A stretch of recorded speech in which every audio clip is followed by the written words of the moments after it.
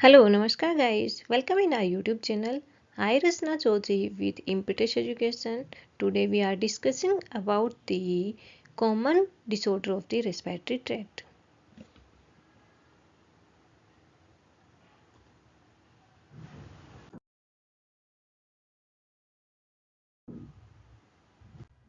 Common disorder of the respiratory tract में सबसे पहले हम देखेंगे अपर रेस्पिरेटरी ट्रैक्ट डिसऑर्डर के अंदर फर्स्ट बनाता है लैरिंजाइटिस। लैरिंजाइटिस क्या होता है? Inflammation and infection of the mucosal layer of the larynx, या फिर हम बोल सकते हैं जो लैरिंग्स है इसकी जो म्यूकोसल लेयर है, इनर मोस्ट लेयर, लैरिंग्स की inner most layer mucosal layer होती है जो म्यूकस सीक्रेट करती है कंटिन्यूसली, जिसकी वजह से जो एयर है वो ह्यूमिडिफाई हो जाए। और म्यूकस का काम है प्रोटेक्शन करना अगेंस्ट दी हार्मफुल कंपोनेंट। तो लैरिंजाइटिस कंडीशन के अंदर क्या होता है, जो म्यूकस मेम्ब्रेन है उसके अंदर इन्फ्लामेटरी रिस्पॉन्स हो जाएगा, किसकी वजह से? बैक्टीरिया, वायरस, या फिर excessive use of the voice को कंटिन्यूसली अगर पर्सन एक्सेसिव यूज कर रहा है तो ये तब भी अफेक्ट कर रहा है, क्योंकि वोकल कॉर्ड की वजह से लैरिंग्स है वो भी अफेक्ट हो जाएगी। और इसकी वजह से जो साउंड के अंदर चेंजेस आ रहा है वो hoarseness and temporary loss of the speech. ये जो कंडीशन है इसको अपने बोलते हैं लैरिंजाइटिस कंडीशन। अब जो लैरिंजाइटिस कंडीशन है ये दो टाइप की होती है, acute laryngitis and chronic laryngitis. Acute laryngitis means sudden and temporary inflammatory response हो रहा है किसी भी वायरल इन्फेक्शन की वजह से, such as the measles and mumps. इसकी वजह से जो सडन टेम्परेरी इन्फ्लामेटरी रिस्पॉन्स हो रहा है या फिर सडन स्वेलिंग हो रहा है म्यूकोजल लेयर के अंदर, इसको अपने बोलेंगे acute laryngitis. Acute laryngitis is a sudden and temporary inflammation due to viral infections such as measles and mumps, vocal strain, overuse of voice, and bacterial infections such as diphtheria. जो acute लेरिंजाइटिस है ये sudden and temporary inflammatory response हो रहा है, लेकिन किसकी वजह से हो रहा है? Bacterial, viral, excessive use of the voice और वोकल कॉर्ड स्ट्रेन की वजह से। अब जो इन्फेक्शन हो रहा है जिसमें वायरल इन्फेक्शन, वायरस होते हैं जो मीजल्स एंड मम्स से रिलेटेड है, मीजल्स या मम्स के वायरस हैं, और जो बैक्टीरिया है वो डिफ्थीरिया बैक्टीरिया है जो इसको कोज कर रहा है एक्यूट लेरिंजाइटिस को। सेकेंड वन आता है क्रोनिक लेरिंजाइटिस। क्रोनिक लेरिंजाइटिस जो लंबे टाइम से चलता आ रहा है, मोर देन 3 वीक हो गए हैं उसको कंटिन्यूसली, जो म्यूकोजल लेयर है कंटिन्यूसली इरिटेट हो रही है, स्वेलिंग कंडीशन हो रही है, जिसकी वजह से जो वोकल कॉर्ड हैं वो स्ट्रेन हो जाएंगे, इंजरी हो जाएगी, और वोकल कॉर्ड पे abnormal ग्रोथ होना स्टार्ट हो जाएगा। जैसे ये वोकल कॉर्ड है, दिस वन वोकल कॉर्ड, यहाँ पर इन्फ्लामेटरी रिस्पॉन्स हो रहा है, इसके साथ साथ में वोकल कॉर्ड के अंदर स्ट्रेन हो जाएगा, इंजरी हो सकती है, और वोकल कॉर्ड भी अबनॉर्मल ग्रोथ होना स्टार्ट कर देगा। और क्रोनिक लैरिंजाइटिस कंडीशन अगर ट्रीट नहीं किया है और लंबे टाइम तक एक्सटेंड हो रही है तो आगे जाके ये लैरिंजियल कैंसर के अंदर कन्वर्ट हो जाएगी। एंड देन हम देखते हैं लेरिंजाइटिस की वजह से लैरिंग्स के जो टिश्यू हैं उसके अंदर क्या क्या चेंजेस हो रहा है, जिसको अपने बोलते हैं पैथोजेनेसिस और pathophysiology. Due to upper respiratory tract infection और chronic exposure with the irritant. Laryngitis किसकी वजह से हो रहा है? अपर रेस्पिरेटरी ट्रैक्ट के अंदर इन्फ्लामेटरी रिस्पॉन्स हो रहा है, जैसे फेरिंजाइटिस कंडीशन है या फिर साइनोसाइटिस कंडीशन है, राइनाइटिस है। इसकी वजह से जो भी माइक्रोब्स हैं वो लैरिंग्स को भी अफेक्ट कर रहे हैं, या फिर हो सकता है chronically exposure with the irritants.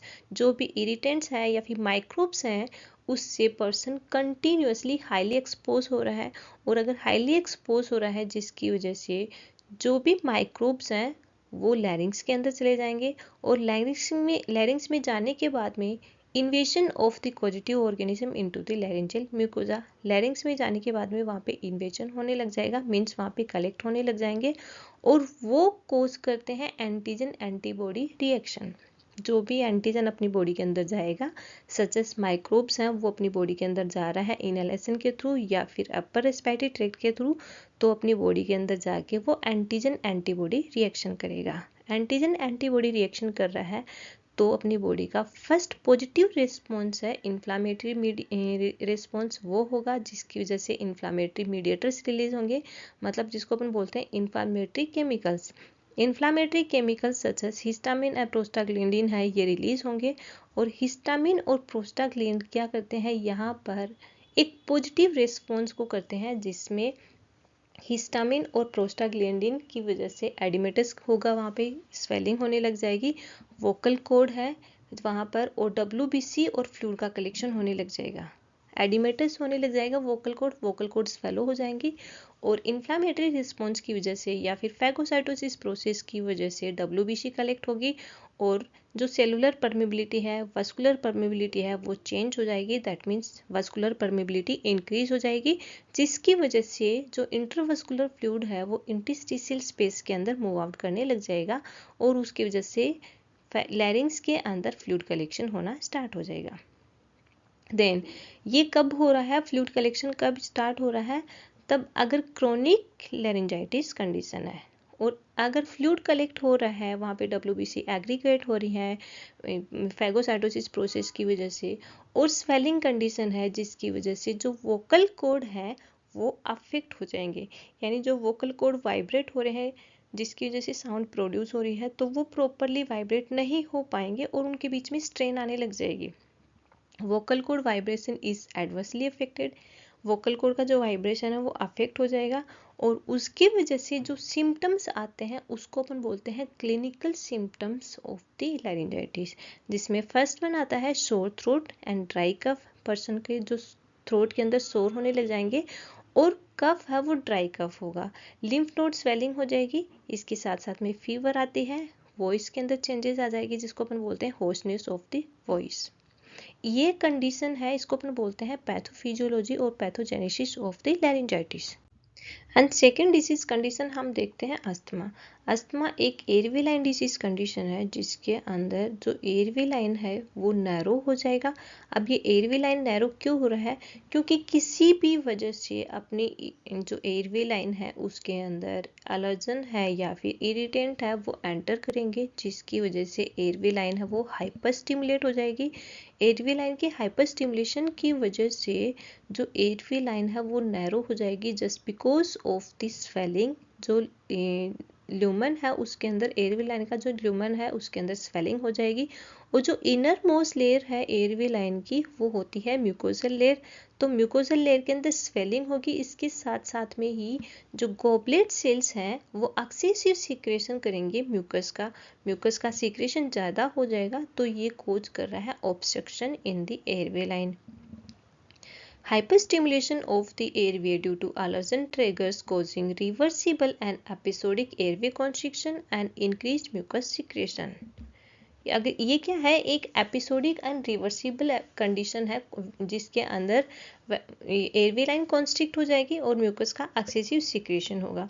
अगर एयरवे लाइन कॉन्स्ट्रिक्ट हो रही है, म्यूकस का एक्सेसिव सिक्रेशन हो रहा है just because of the allergens, जिसकी वजह से हाइपर सेंसिटिविटी हो रही है, तो हाइपर सेंसिटिविटी की वजह से एयरवे लाइन नैरो हो जाएगा, और एयरवे लाइन अगर नैरो हो रहा है तो पर्सन प्रॉपरली ब्रीथ नहीं कर पाएगा, ब्रीथिंग डिफिकल्टी होगी। इस कंडीशन को अपने बोलते हैं asthma.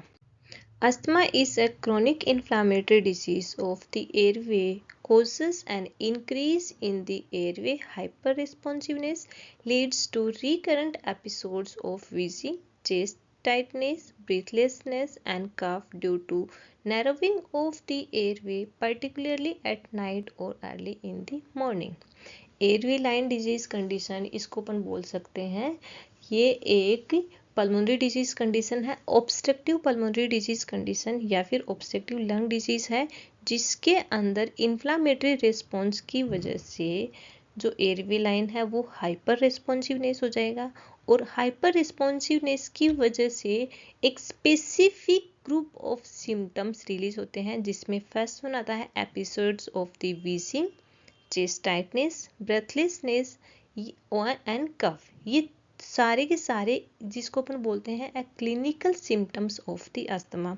To narrowing of the airway line है और नैरो होने की वजह से ये सिम्टम्स अकर हो रहे हैं स्पेसिफिकली ड्यूरिंग द नाइट और अर्ली इन द मॉर्निंग, जो स्पेसिफिकली नाइट और मॉर्निंग के अंदर ज़्यादा होते हैं। It is intermittent and reversible type of the obstructive lung disease। Asthma एक intermittent and रिवर्सिबल मीन्स बार बार हो सकती है, एक बार जो कंडीशन होगी है फिर जो भी ट्रिगर है उसको हटा दिया है, उसके बाद में वो कंडीशन रिजोल्व हो जाएगी। देन उसके बाद में जो ही सेकेंड टाइम वो ट्रिगर है या फिर जो एलर्जन है वापस हम उसके लिए हाईली एक्सपोज हो रहे हैं, तो ये जो डिजीज कंडीशन है वापस हो सकती है, या फिर हम बोल सकते हैं एयरवे लाइन है नैरो हो सकती है।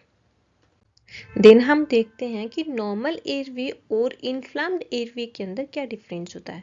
जैसे नॉर्मल एयरवे के अंदर ल्यूमन हेड नैरो रहता है, जो मसल्स हैं वो रिलैक्स रहेंगी, जिसकी वजह से ल्यूमन नैरो रहेगा और हम इजीली इनहेल और एक्सहेल कर सकते हैं। नॉर्मल एयरवे रहेगा, किसी भी तरह का कोई म्यूकस सीक्रेट नहीं हो रहा है, इवन म्यूकस सीक्रेट होता है वो स्लाइटली होता है, जो क्या करता है मॉइस्ट करके रखता है एयरवे लाइन को। लेकिन अगर ऑब्स्ट्रक्टेड या फिर हम बोल सकते हैं इन्फ्लाम्ड एयरवे है, तो वहाँ पर सबसे पहले तो स्वेलिंग हो जाएगी, मसल टाइट हो रखे हैं, मस्कुलर टाइटनेस की वजह से स्वेलिंग हो रही है वहाँ पर, और स्वेलिंग के साथ साथ में ही जो म्यूकोजल लेयर है वहाँ पे गोबलेट सेल प्रेजेंट होते हैं, और गोबलेट सेल का काम होता है म्यूकस का सीक्रेट करना।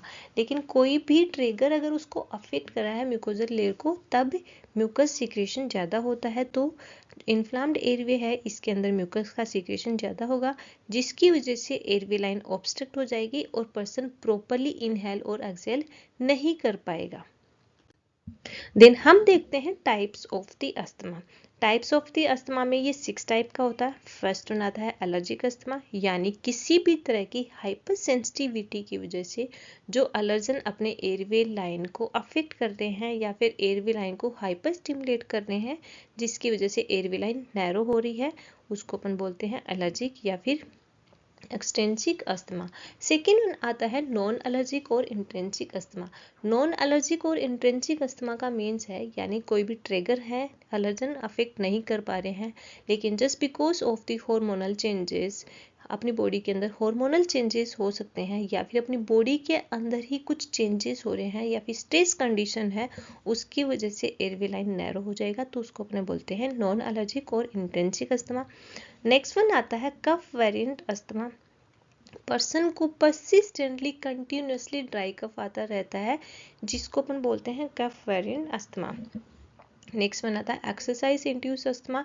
ड्यूरिंग द एक्सरसाइज या फिर पर्सन जब एक्सरसाइज कर रहा है उस टाइम पर एयरवे लाइन नैरो हो जाएगी और पर्सन को कंटिन्यूसली कफिंग या फिर स्नीजिंग है वो आती रहेगी, जिसको अपन बोलते हैं एक्सरसाइज इंड्यूस अस्थमा।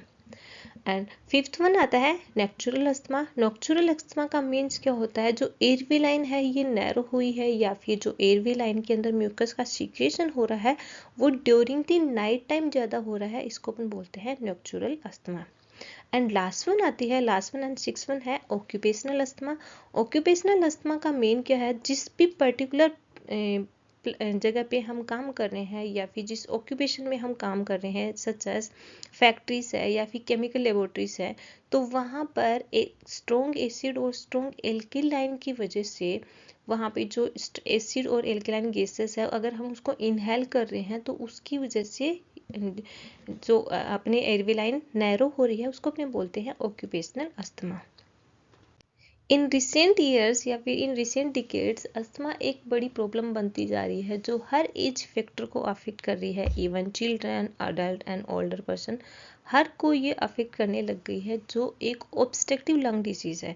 तो यहाँ जैसे हमने प्रीवियसली देखा है कि allergic asthma and non allergic asthma, तो एलर्जिक अस्थमा के अंदर क्या क्या कॉजेज हो सकते हैं, जिसमें फर्स्ट वन आता है पोलन।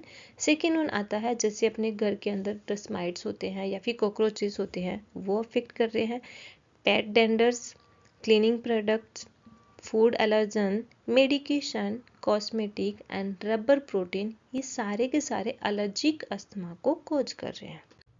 एंड नेक्स्ट वन आता है ब्रोंकाइटिस। ब्रोंकाइटिस क्या है, ब्रोंकियल लाइनिंग के अंदर बैक्टीरिया, वायरस या फिर अदर इरिटेंट की वजह से इन्फ्लामेटरी रिस्पॉन्स हो रहा है, और इन्फ्लामेटरी रिस्पॉन्स की वजह से इन्फ्लामेशन का फर्स्ट सिम्टम आता है स्वेलिंग। स्वेलिंग की वजह से जो ब्रोंकियल ट्यूब है वो नैरो हो जाएगा। ब्रोंकियल ट्यूब नैरो होने के साथ साथ में ही इन्फेक्शन की वजह से गोबलेट सेल हैं वो हाइपर सीक्रेशन करेंगी म्यूकस का, जो एयरवे लाइन को ऑब्स्ट्रक्ट कर देगा। म्यूकस प्लग है, म्यूकस प्लग की वजह से एयरवे लाइन ऑब्स्ट्रक्ट हो जाएगी। इस कंडीशन को अपने बोलते हैं bronchitis. Bronchitis is an inflammation of the lining of the bronchial tube due to infection or irritants. Bronchitis is caused by virus, bacteria and other particles that irritate the mucosal layer of the bronchial. जो bronchial layer है उसको irritate करने वाले causative organism है वो है bacteria, virus और other जो भी पार्टिकल्स हैं वो भी इसको इरिटेट कर सकते हैं। नेक्स्ट वन देखते हैं type of the bronchitis. Type of the bronchitis में दो टाइप का होता है, acute bronchitis and chronic bronchitis. जो एक्यूट ब्रोंकाइटिस है ये शॉर्टनेस होता है, यानी इस सडन अटैक होता है जिसकी वजह से शॉर्ट टाइम पीरियड के लिए जो ब्रोंकियल लेयर है वो नैरो हो जाएगी और स्वेलिंग हो जाएगी, जिसकी वजह से पर्सन को ब्रीथिंग डिफिकल्टी होगी, इवन एक्सेसिव कफ फॉर्मेशन होगा। लेकिन ये शॉर्ट टाइम ड्यूरेशन के लिए होता है। अब उसके बाद में इसका स्पेसिफिक सिम्टम्स होता है कि पर्सन की जो ब्रोंकियल लेयर है वो वापस रिस्टोर होने के कुछ टाइम तक भी पर्सन को ड्राई कफ रहता है। The acute bronchitis is a shorter illness that commonly follow a cold or viral infection such as flu. It usually occurs cough lasts for a few days or weeks after the infection is gone. अब इसके अंदर क्या होता है, acute में shortness illness condition है, मतलब sudden होता है लेकिन टाइम ड्यूरेशन कम होता है।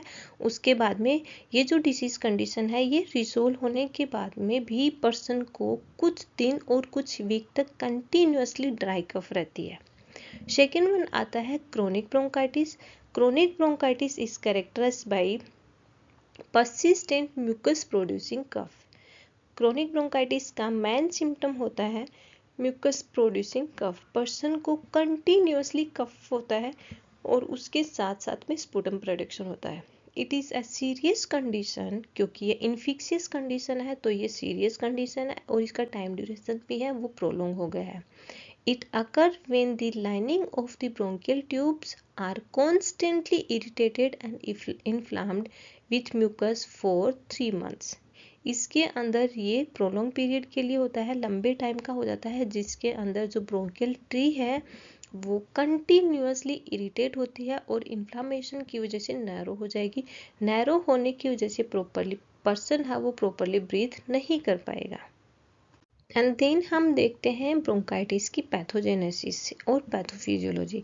जैसे ब्रोंकाइटिस किसकी वजह से हो रहा है, पर्सन है वो हाईली एक्सपोजर हो रहा है या फिर बार बार एक्सपोजर हो रहा है इरिटेंट से, जिसकी वजह से जो म्यूकोजल लेयर है वो इरिटेट हो जाएगी, such as due to highly exposure and recurrent exposure with the microbes as such as bacteria, virus, उसके पास साथ में पर्सन है वो रिकरेंट और हाईली एक्सपोज हो रहा है, जिसकी वजह से जो बैक्टीरिया और वायरस हैं वो अपने इनहेलेशन के टाइम पे अपने एयरवे ट्रैक्ट के अंदर एंटर कर जाएंगे और एयरवे ट्रैक्ट में एंटर करने के बाद में अपनी बॉडी का फर्स्ट पॉजिटिव रिस्पॉन्स होता है वो है इन्फ्लामेटरी रिस्पॉन्स होगा और इन्फ्लामेटरी रिस्पॉन्स की वजह से जो म्यूकोजल लाइन है ब्रोंकाई की या फिर ब्रोंकस की या फिर ब्रोंक्यूल्स की वो इरिटेट होके स्वेलिंग हो जाएगी, स्वेलो हो जाएगी और वहाँ पर जो सेलुलर परमेबिलिटी है वो वस्कुलर परमेबिलिटी चेंज होने की वजह से जो फ्लूइड है वो शिफ्ट होने लग जाएगा, जो स्वेलिंग को कोज कर रहा है।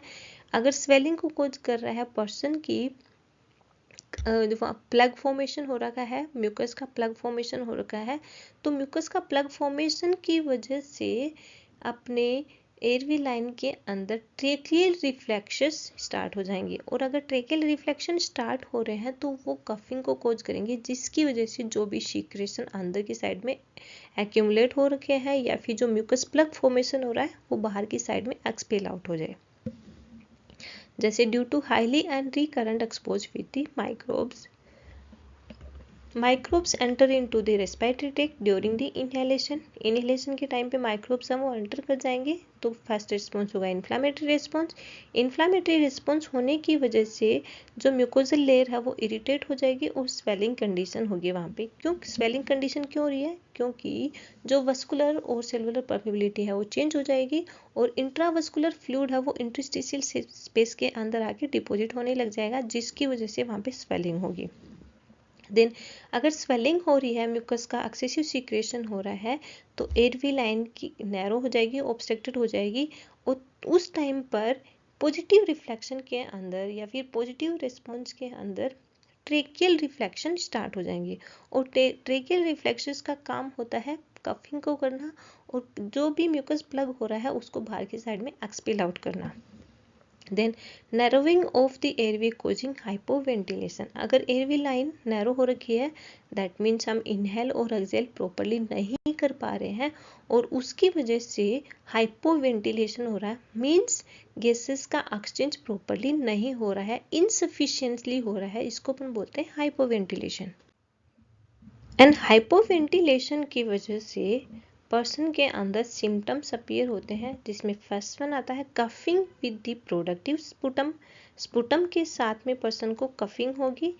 Chest pain and chest tightness, chest pain and chest tightness रहेगा क्योंकि हाइपोवेंटिलेशन हो रहा है, उसकी वजह से ऑक्सीजन की इनसफिशिएंसी हो रही है और फ्लूइड कलेक्शन हो रखा है या फिर स्वेलिंग है उसकी वजह से। और अगर एयरवे लाइन नैरो हो गया है तो पर्सन को ब्रीथिंग डिफिकल्टी होगी।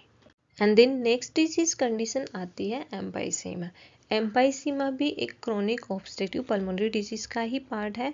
क्रोनिक ऑब्स्ट्रक्टिव पल्मोनरी डिजीज के अंदर एम्पाइसेमा, ब्रोंकाइटिस एंड अस्थमा तीनों ही इसी के पार्ट हैं, जिसमें लंबे टाइम से इन्फ्लामेटरी रिस्पॉन्स की वजह से या फिर इन्फेक्शन की वजह से जो एयरवे लाइन है वो ऑब्स्ट्रक्ट हो जाएगी, गैसेस का प्रॉपरली एक्सचेंज नहीं हो पाएगा, इसको अपन बोलते हैं सीओपीडी। लेकिन एम्पाइसेमा कंडीशन के अंदर क्या होता है, जिसमें एल्वोलाई है वो ओवर डिस्टेंडेड हो जाती है, जो सरफेस एरिया होता है गैसेस एक्सचेंज के लिए वो कम हो जाएगा, जिसकी वजह से प्रॉपरली गैसेस का एक्सचेंज नहीं हो पाएगा और जो एल्वोलर लेयर है वहाँ पर लंबे टाइम से इन्फ्लामेटरी रिस्पॉन्स की वजह से नॉर्मल टिश्यू पे फाइबर्स टिश्यू रिप्लेस हो जाएगा। और अगर नॉर्मल टिश्यू पे फाइबर्स टिश्यू रिप्लेस हो रहा है तो एल्वोलाई है वो रिलैक्स कंडीशन में रहेगी और एक्सपायरेशन के टाइम पे जो हल्का सा कोलेप्स होती है वो नहीं हो पाएगी, क्योंकि एल्वोलर की इलास्टिसिटी लूज हो जाती है। अगर इलास्टिसिटी लूज हो गई है और फाइबर्स टिश्यू रिप्लेस कर दिया है इलास्टिक टिश्यू को, तो वहाँ पर रिजिड मूवमेंट की वजह से प्रॉपरली एक्सपायरेशन नहीं हो पा रहा है और उसकी वजह से जो चेस्ट है बाहर की साइड में बैरल से चेस्ट रहता है। इस डिजीज कंडीशन को अपने बोलते हैं एम्पाइसेमा। Emphysema is a type of chronic obstructive pulmonary disease that make difficulty to empty air out of the lungs. Emphysema is a condition that involve damage to the wall of the air sacs of the lung, making it difficult to breathe due to over-distended inflamed alveoli. Emphysema condition के अंदर क्या होता है, over distended alveoli होती है जिसको अपन बोलते हैं बैरल चेस्ट। और अगर बैरल चेस्ट हो गया है, अब ओवर डिस्टेंडेड क्यों है, क्योंकि जो इलास्टिक टिश्यू है वहाँ पर नॉर्मल टिश्यू है, वहाँ पर फाइबर्स टिश्यू रिप्लेस हो गए हैं और अगर फाइबर्स टिश्यू रिप्लेस हो रहे हैं तो रिजिड मूवमेंट की वजह से प्रॉपरली एक्सपायरेशन नहीं हो पा रहा है, उसको अपने बोलते हैं एम्पाइसेमा कंडीशन। और एम्पाइसेमा कंडीशन किसका पार्ट है, सीओपीडी का, क्रोनिक ऑब्स्ट्रक्टिव पल्मोनरी डिजीज का। देन हम देखते हैं types of the emphysema. Emphysema 3 type का होता है। फर्स्ट वन आता है centriacinar emphysema, second one आता है panacinar emphysema and third one आता है पैरासेप्टल एम्पाइसेमा। एम्पाइसेमा 3 टाइप का होता है, centriacinar, panacinar and paraseptal emphysema. तो फर्स्ट वन आता है centriacinar emphysema. Central acinar emphysema के अंदर क्या होता है, जो रेस्पिरेटरी ब्रोंक्यूल्स है वहाँ पर अबनॉर्मल डायलेशन हो जाएगा, या फिर हम बोल सकते हैं वहाँ पर फाइबर्स टिश्यू का डिपोजिशन हो जाएगा, जिसकी वजह से अंदर की साइड में प्रॉपरली एयर है अंदर नहीं जा पाएगी, नैरो कर देगा। और इसके अंदर सेंट्रल एसिनार के अंदर सिर्फ रेस्पिरेटरी ब्रोंक्यूल्स है वही रहती हैं, अंदर का जो एल्वोलर सेक है वो नॉर्मल रहेगा या फिर इंटैक्ट रहेगा। लेकिन इसके पीछे रीजन क्या है, मोस्ट प्रोबेबली ये जो कंडीशन हो रही है रेस्पिरेटरी ब्रोंक्यूल्स के अंदर सेंट्रल एसिनार एम्पाइसेमा, इसके पीछे रीजन होता है long standing cigarette smoking. Person है वो लंबे टाइम तक सिगरेट स्मोकिंग कर रहा है, और ये स्पेसिफिकली ये जो सेंट्रल एसिनार पार्ट वाला जो एम्पाइसेमा है ये specifically upper half of the lungs के अंदर होता है, लोअर पार्ट के अंदर नहीं होता है। और इसके अंदर जो एल्वोलर सेक है वो कंटिन्यूसली इंटैक्ट रहेगा, मतलब इसके साथ में रहेगा, लेकिन जो अफेक्ट हो रहा है वो सिर्फ रेस्पिरेटरी ब्रोंक्यूल्स हो रहा है। सेकेंड वन आता है पैन एसिनार एम्पाइसीमा।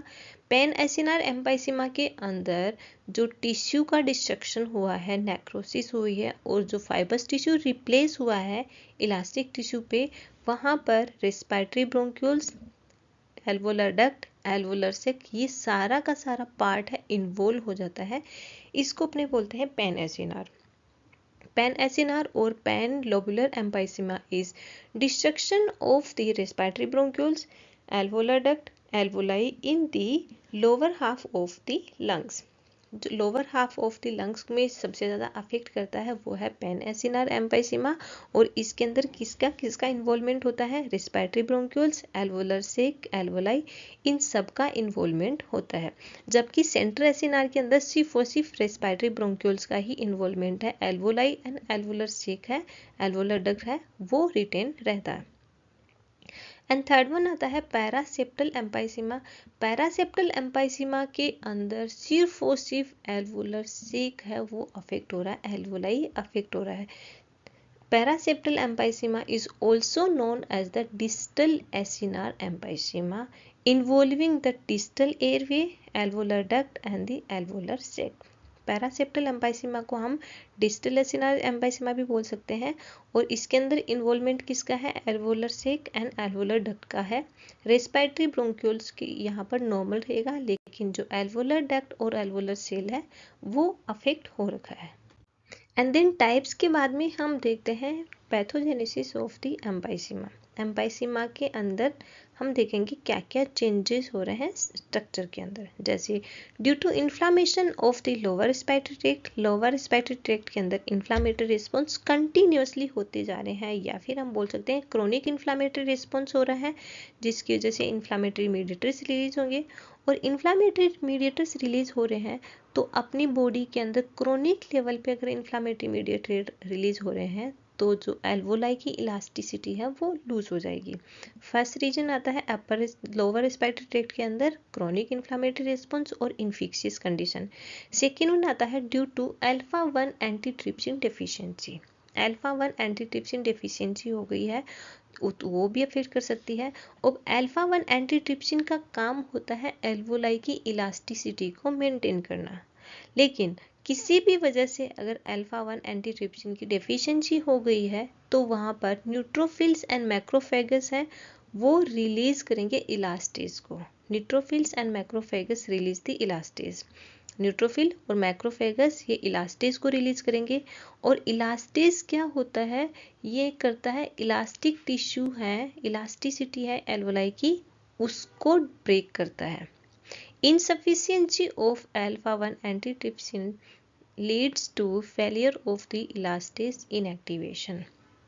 अब अगर जो अल्फा 1 एंटीट्रिप्सिन की डेफिशिएंसी हो रखी है तो जो इलास्टेज है उसको इनएक्टिव नहीं कर सकते हैं, और इलास्टेज का काम है इलास्टिक टिश्यू का ब्रेक डाउन करना, और अगर एल्वोलाई का इलास्टिक टिश्यू का ही ब्रेक डाउन हो गया है तो उसकी इलास्टिसिटी और फ्लेक्सिबिलिटी मेंटेन नहीं रहेगी।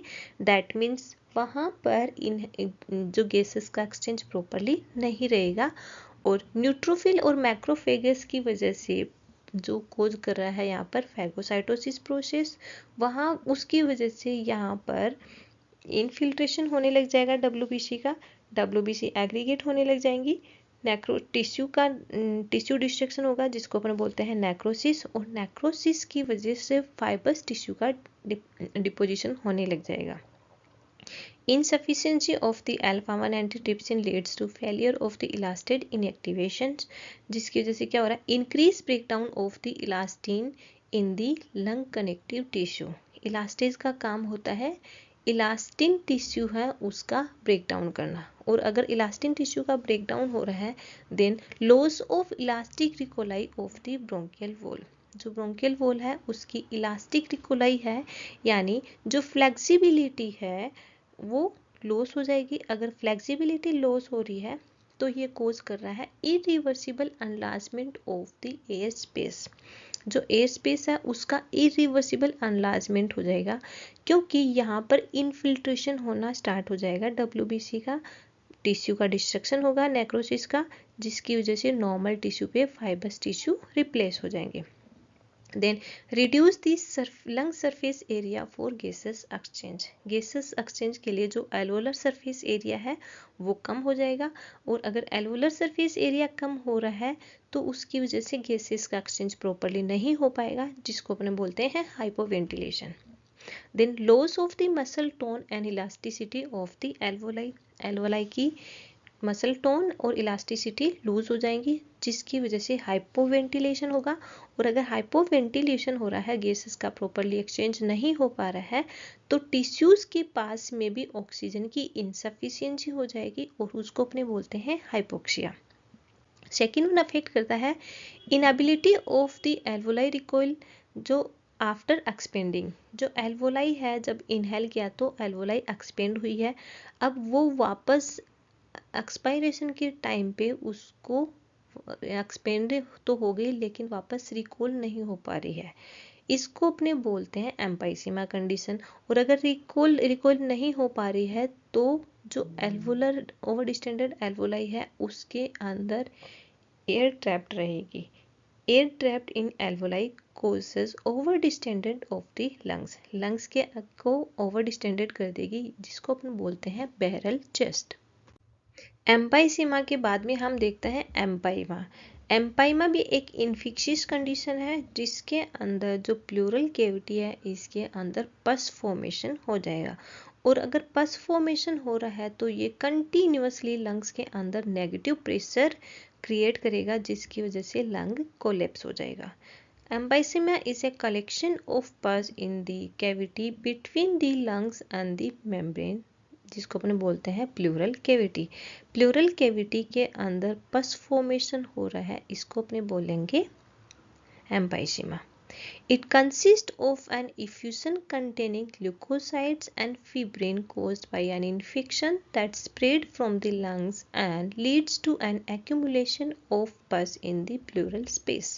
अब pleural space के अंदर जो effusion हो रहा है उसके अंदर leukocyte that means WBC and fibrin है, ये प्रेजेंट रहेगी। फिब्रिन मतलब प्लाज्मा प्रोटीन है, ये प्रेजेंट रहेगी। अब ये कहाँ से आई, क्योंकि लंग्स के अंदर किसी भी वजह से इन्फेक्शियस कंडीशन हो रही है जिसकी वजह से वहाँ पर ल्यूकोसाइट एंड फिब्रिन है वो कलेक्ट होंगी, इसके साथ साथ में जो माइक्रोब्स हैं वो भी वहाँ पे प्रेजेंट होंगे, और इसको अपने बोलते हैं एम्पाइसीमा कंडीशन। एंड देन हम देखते हैं phases of the empyema. Phases of the empyema में 3 फेजेस होते हैं। एक्सुडेटिव फेज जो होती है 1 to 3 डेज की, देन आता है फाइब्रोप्यूरुलेंट फेज जो होती है 4 to 14 डेज की, एंड लास्ट वन आता है ऑर्गेनाइजिंग फेज जो आफ्टर द 14 डेज का टाइमिंग होता है। अब जो एक्सुडेटिव फेज है उसके अंदर जो फ्लूइड कलेक्शन हो रहा है उसके अंदर पस कलेक्शन होगा, किसकी वजह से, बैक्टीरियल इन्फेक्शन की वजह से, और ये टाइम ड्यूरेशन होता है 1 to 3 डेज का। स्टार्टिंग का जो इनिशियल टाइम है उसको अपन बोलते हैं एक्सुडेटिव फेज। एक्सुडेटिव का मीन्स क्या है, फ्लूइड का कलेक्शन या फिर इफ्यूजन। सेकेंड वन आता है फाइब्रोप्यूरुलेंट फेज। फाइब्रोप्यूरुलेंट फेज में हमें नाम से ही इंडिकेट होता है जो फ्लूइड है उसकी ट्रांसपेरेंसी लूज हो जाएगी, प्यूरुलेंट फ्लूइड हो जाएगा, और फाइब्रोब्लास्टिक एक्टिविटी स्टार्ट हो जाएगी जो होती है 4 to 14 डेज के अंदर। Loculation of the purulent fluid with create a grapes like pocket of the pus. अब इसके अंदर क्या है, 4 to 14 डेज के अंदर जो फ्लूइड कलेक्ट हो रहा है जिसके अंदर पस फॉर्मेशन हो रखी है, और पस फॉर्मेशन जो एक प्यूरुलेंट यानी मोर कंसंट्रेटेड रह जाएगी, उसकी कंसंट्रेंसी चेंज हो जाएगी, मोर कंसंट्रेटेड रहेगा, जिसके अंदर WBC का लेवल ज़्यादा रहेगा, फिब्रिन भी ज़्यादा रहेगी, या फिर बोल सकते हैं प्लाज्मा प्रोटीन रहेगी, जो अलग अलग जगह पे एक grapes like pocket of the पस को फॉर्मेशन कर लेंगी, या फिर अपन बोल सकते हैं कॉलोनी फॉर्म कर लेंगे। एंड थर्ड वन स्टेज आती है, वो होती है आफ्टर 14 डेज के बाद में होती है, वो है ऑर्गेनाइजिंग फेज। ऑर्गेनाइजिंग फेज के अंदर जो टिश्यू का डिस्ट्रक्शन हो रहा है, फाइब्रोब्लास्टिक एक्टिविटी स्टार्ट हो गई थी, जो टिश्यू का डिस्ट्रक्शन हो रहा है, स्कार टिश्यू है, वो स्कार टिश्यू है थोरेसिक कैविटी के अंदर उनको अलग अलग डिवाइड कर देगा, जिसको अपन बोलते हैं create a multiple cavities. Scar tissue in the plural space and thoracic cavity divide in the multiple cavities. Scar tissue formation की वजह से जो थोरेसिक कैविटी है वो अलग अलग मल्टीपल कैविटीज के अंदर डिवाइड हो जाएगी टिश्यू के डिस्ट्रक्शन की वजह से, क्योंकि वहाँ पर फाइब्रोब्लास्टिक एक्टिविटी स्टार्ट हो गई है। एंड देन नेक्स्ट डिजीज आती है एटेलेक्ट्रिसिस। एटेलेक्ट्रिसिस डिजीज कंडीशन क्या है, जिसको अपन बोलते हैं क्लोजर और collapse of the lung alveoli. Lung alveoli है वो कोलेप्स हो चुकी है, सरफेस एरिया डिक्रीज हो जाएगी, इलास्टिसिटी लूज हो गई है एल्वोलाई की, जिसकी वजह से पर्सन प्रॉपरली इनहेल नहीं कर पाएगा, यानी ड्यूरिंग द इंस्पायरेशन एल्वोलाई है वो एक्सपेंड नहीं हो पाएगी। इस डिजीज कंडीशन को अपने बोलते हैं एटेलेक्ट्रिसिस condition. Atelectasis is a collapse or closure of the lung resulting in reduced or absent gaseous exchange. It may affect part or entire of the lungs. Atelectasis condition एक collapse condition है, alveolar collapse condition है, जिसकी वजह से gases का exchange properly नहीं हो पाएगा या फिर completely ही obstruct हो जाएगा, और ये एक particular part को या फिर complete lungs को affect कर सकता है। It develops when the alveoli become airless from absorption of their air without replacement of the air with breathing. अब जो एटेलेक्टिसिस कंडीशन कब होती है, जब एयरवे जो एल्वोलाई है उसके अंदर जो एयर है वो तो अब्सॉर्ब हो जाएगी, लेकिन ड्यूरिंग द ब्रीथिंग इनहेलेशन के टाइम पे वो इनहेल प्रॉपरली नहीं कर पाएगी। अब एयर है वो अब्सॉर्ब हो गई, अब उसके लिए वहाँ पे दूसरी एयर है, जैसे हम इनहेलेशन के टाइम पे एयर ले रहे हैं तो वो नहीं ले पाएगी, क्योंकि इनहेलेशन के लिए एल्वोलाई एक्सपेंड नहीं हो पा रही है। इसके अंदर inability to expand during the inhalation, inhalation के टाइम पे एल्वोलाई है वो एक्सपेंड नहीं हो पाएगी, जिसकी वजह से एल्वोलाई के अंदर जो एयर है वो तो अब्सॉर्ब हो जाएगी और दूसरी एयर है वो रिप्लेस नहीं कर पाएगी और एल्वोलाई कोलेप्स कंडीशन के अंदर चली जाएगी। अगर एल्वोलाई कोलेप्स कंडीशन के अंदर चली गई है तो उसका सरफेस एरिया है वो तो कम हो जाएगा, लेकिन गैसेस का एक्सचेंज पार्शियली और कंप्लीटली बंद हो जाएगा। इस डिजीज कंडीशन को अपन बोलते हैं एटेलेक्टिसिस, और इसका एक सबसे कॉमन सिम्टम्स है उसको अपन बोलते हैं एयर हैंगर। देन हम देखते हैं रिस्क फैक्टर क्या हो सकता है, जैसे smoking, sleep apnoea, NG intubation, immobility, obesity, increase duration of anaesthesia, decrease level of consciousness, premature birth and advance age. ये सारे के सारे फैक्टर अफेक्ट करते हैं कोलेप्स ऑफ द एल्वोलाई या फिर जो एल्वोलाई है उसके मूवमेंट को।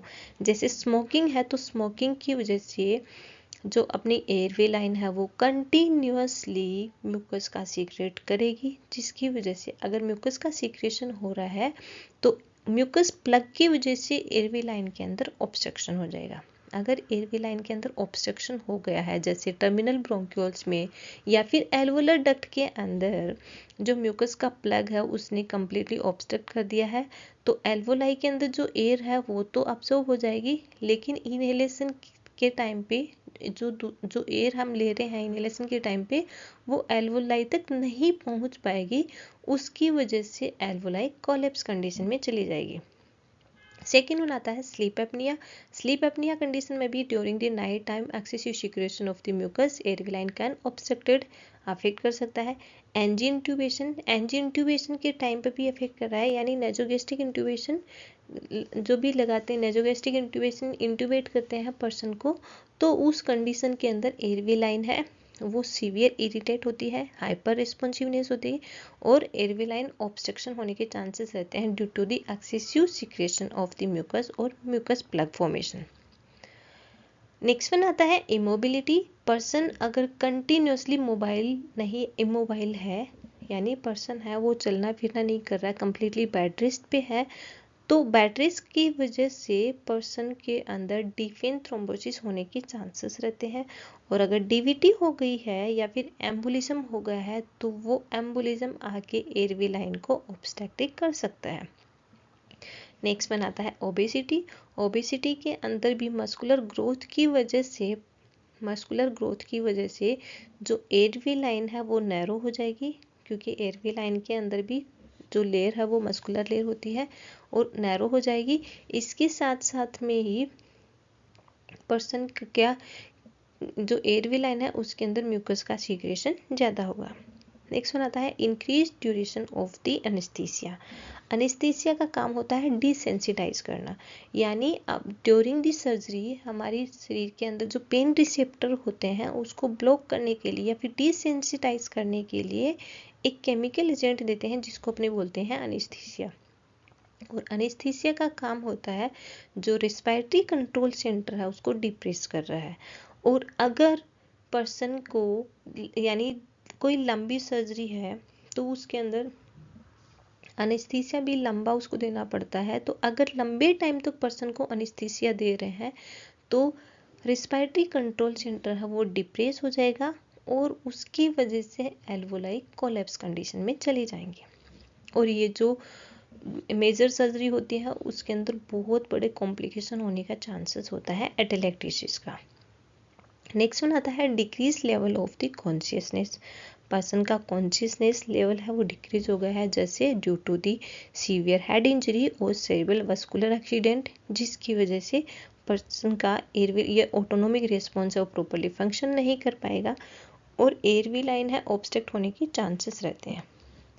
एंड नेक्स्ट वन आता है प्रीमेच्योर बर्थ। प्रीमेच्योर बर्थ के अंदर सर्फेक्टेंट है प्रॉपरली फॉर्म नहीं होता है और सर्फेक्टेंट का काम होता है एल्वोलाई की इलास्टिसिटी को मेंटेन करना। तो अगर सर्फेक्टेंट प्रॉपरली रिलीज नहीं हो पाएगा तो उसकी वजह से एल्वोलाई है उसकी इलास्टिसिटी डिक्रीज हो जाएगी और एल्वोलाई की अगर इलास्टिसिटी डिक्रीज हो रही है तो वो कोलैप्स में चला जाएगा। नेक्स्ट वन आता है एडवांस एज। एडवांस एज के अंदर भी एडवांस एज के अंदर भी जो जो एज बढ़ती जाती है अपनी बॉडी में प्रोटीन का लेवल कम होता है और इलास्टिक टिश्यू का लेवल भी कम होता चला जाता है। तो अगर इलास्टिक टिश्यू का लेवल अगर कंटिन्यूसली कम हो रहा है इंक्रीजिंग एज के साथ में तो एल्वोलाई के कोलैप्स होने की चांसेस रहते हैं। लेकिन फिर कोई दूसरी डिजीज कंडीशन के साथ में अगर पर्सन की इंक्रीजिंग एज भी है और उसके साथ में उसको कोई अदर डिजीज कंडीशन है जैसे सीओपीडी कंडीशन है या फिर ब्रोंकाइटिस कंडीशन है या फिर एस्थमेटिक कंडीशन है तो उसकी वजह से जो एटेलेक्टेसिस है उसके होने के चांसेस रहते हैं।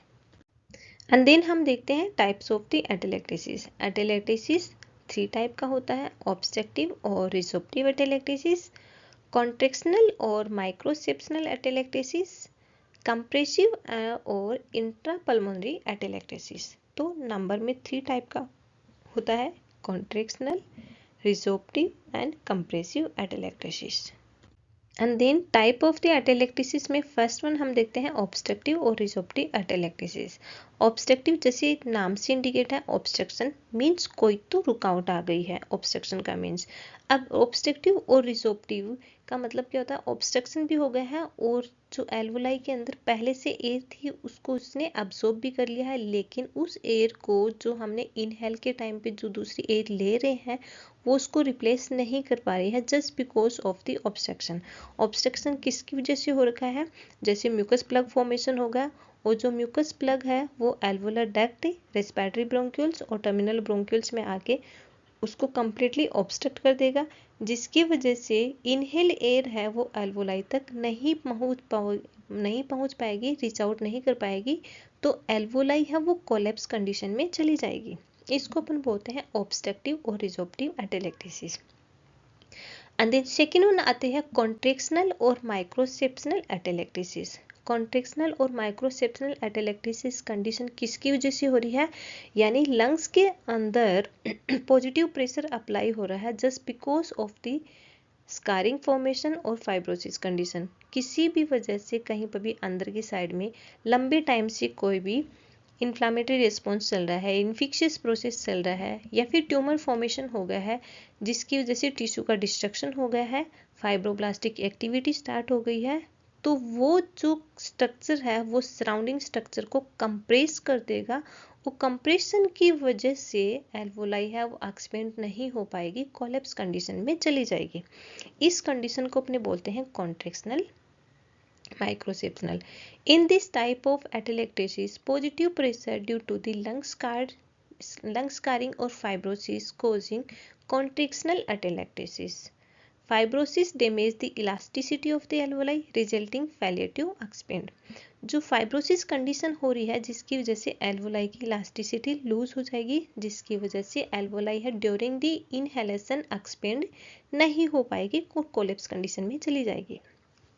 एंड लास्ट वन आता है कंप्रेसिव या फिर इंट्रापल्मोनरी एटेलेक्टेसिस। कंप्रेसिव और इंट्रापल्मोनरी एटेलेक्टेसिस का मतलब क्या है कि नेगेटिव प्रेशर अप्लाई हो रहा है, किसकी वजह से, जैसे एम्पाइसीमा कंडीशन हमने पहले पढ़ा था। एम्पाइसीमा कंडीशन के अंदर क्या होता है, जो प्लूरल कैविटी है वहाँ पर पस फॉर्मेशन हो गया है। एक कंडीशन आती है प्लूरल इफ्यूजन, यानी प्लूरल कैविटी है वहाँ पर फ्लूइड का कलेक्शन हो गया है, या फिर प्लूरल कैविटी के अंदर ब्लड डिपॉजिट हो गया है जिसको अपन बोलते हैं हीमोथोरेक्स। एंड अगर एयर एक्यूमुलेट हो रही है प्लूरल कैविटी के अंदर जिसको अपने बोलेंगे न्यूमोथोरेक्स। ये कंटिन्यूअसली इंटरनल स्ट्रक्चर को कंप्रेस कर रहे हैं, जिसकी वजह से सराउंडिंग की एयरवे या फिर जो नियर बाई एल्वोलाई है वो कोलैप्स कंडीशन में चले जाएंगी। इसको अपने बोलते हैं कंप्रेसिव और intrapulmonary atelectasis. Compressive atelectasis is when something around the lungs like fluid, air, blood or tumor pushes against it, causing it to collapse. And then हम देखते हैं पैथोफिजियोलॉजी और पैथोजेनेसिस ऑफ द एटेलेक्टेसिस। जैसे हमने previously देखा था, इसका main reason क्या होता है, लंबे टाइम से अगर कोई सर्जरी चल रही है, मेजर सर्जरी हो रही है जिसमें हम एनेस्थीसिया पर्सन को देते हैं डिसेंसिटाइजेशन के लिए, और अगर वो लंबे टाइम तक हम दे रहे हैं तो रेस्पिरेटरी कंट्रोल सेंटर है वो डिप्रेस हो जाएगा, और अगर रेस्पिरेटरी कंट्रोल सेंटर डिप्रेस हो रहा है तो एल्वोलाई का मूवमेंट है वो प्रॉपरली नहीं हो पाएगा।